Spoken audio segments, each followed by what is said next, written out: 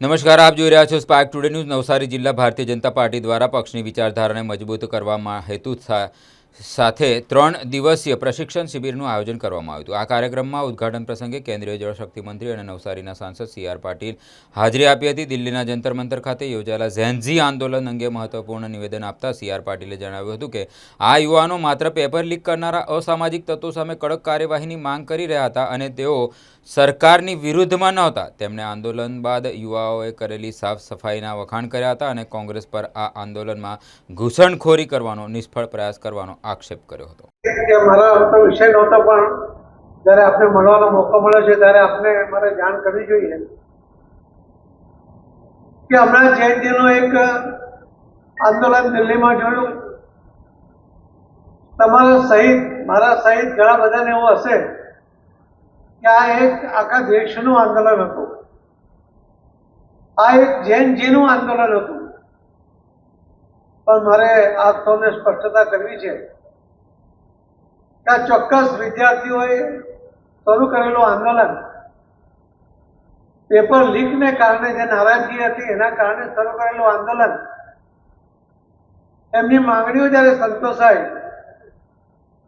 Paper leak થયા પછી માનનીય પ્રધાનમંત્રી મોદી સાહેબે પોતે જવાબદારી લીધી। પરીક્ષા થઈ, 22 લાખ વિદ્યાર્થીઓ બેઠા, 12 લાખ એમાંથી પાસ થયા, 10 લાખ વિદ્યાર્થીઓ ફેલ થયા।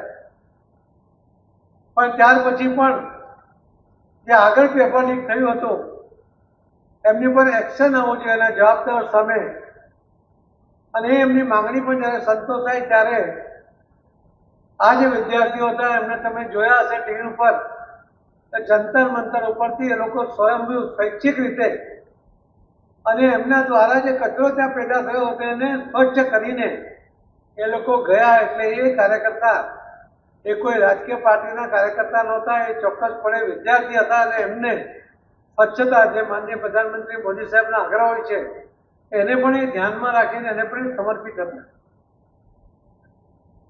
એક આખો આભાસ એવો ઉત્પન્ન કરવામાં આવ્યો કે જેએનયુનું આંદોલન માનનીય પ્રધાનમંત્રી મોદી સાહેબને છે, સરકારની સામે છે। પણ આપણે સ્પષ્ટતાથી કહી શકું કે જે વિદ્યાર્થીઓનું આંદોલન ફક્ત પેપર લીક થયેલા કારણે જવાબદાર લોકો સામેનું હતું, અને એટલા જ માટે માનનીય પ્રધાનમંત્રી મોદી સાહેબે જ્યારે પોતે વિડીયો મૂક્યો ત્યારે એક ઇતિહાસ સર્જાયો, લોકોનું સમર્થન મળ્યું અને એમાં પણ આખો એક રેકોર્ડ બન્યો। અને એ સમર્થન જે મળ્યું આજ દિન સુધી આખા વિશ્વની અંદર કોઈ રાજકીય નેતાને નથી મળ્યું એવું સમર્થન એમાંથી મળ્યું।